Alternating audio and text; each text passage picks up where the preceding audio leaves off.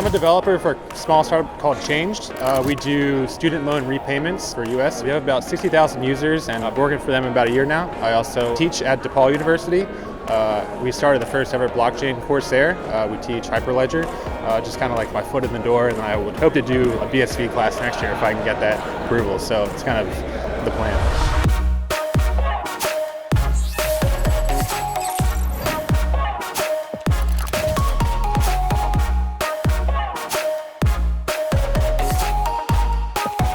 It's great. I mean, I've been to like a lot of smaller conferences, and they kind of just seem like, I don't know, not so professional. And like the first thing you walk in here, and you're like, wow, this is definitely legit. And you walk in here, and then just like the level of speakers too is awesome. You want people to take you seriously, right? So if I'm going to transition from my normal job into a Bitcoin job or like a crypto job, I want that to be meaningful, and I want people from the outside world to take that serious, right? And I want the institutional money to be there long term. So having that front like this is definitely a good thing long term.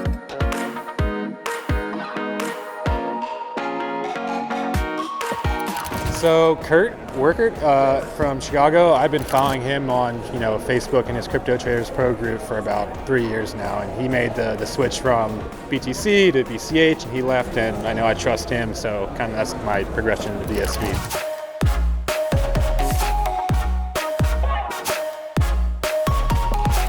It's just from like a zero to start something. Like if I'm building like a React web app, how do I take that and build in like Bitcoin as a backend? Just from like the zero to the very first integration. I want to see how long that takes. And I actually want to do it on my computer, right? So that's a big thing that we try to do if we're doing any kind of workshop is like, if I'm going to teach you something, I want you at your computer doing it. Definitely at the keyboard, building stuff, working through the problems type workshop. That'd be great.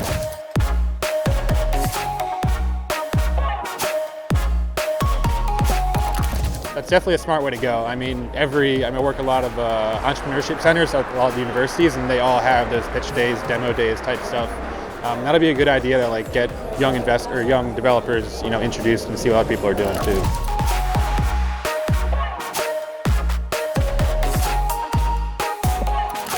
It's cool. I mean, that's one of the problems in this area is like you never know what to trust, right? So like you read all this kind of thing, you're like, is that true? Who reviewed that? So hearing Steve say that every piece of information on there was reviewed 3 times and personally by him, that's a huge step forward than anything I've seen in the crypto world. So that's awesome.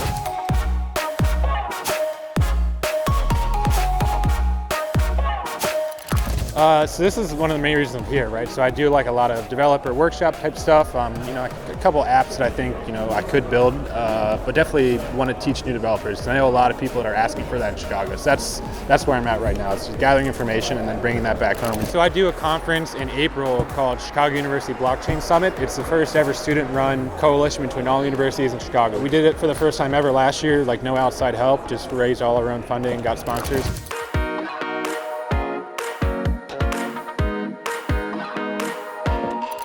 I just want to see more apps. I'm excited to see what Twitch is doing too, building that. I think the social world is huge, so that's a huge untapped market. And just seeing what people come up with, like what Ryan said during the Money Button presentation, it's 160 times what Google and Facebook are right now, so just seeing what comes out of here now that we have the protocol locked down. And I know a lot of people on the sidelines too, and that's another thing in this area, like there's a lot of people that are interested that aren't really showing themselves yet. They don't want to be ridiculed on Twitter or whatever by the core community, so there's a lot of people on the sidelines that I know in Chicago that are just probably waiting to get more involved this year. So.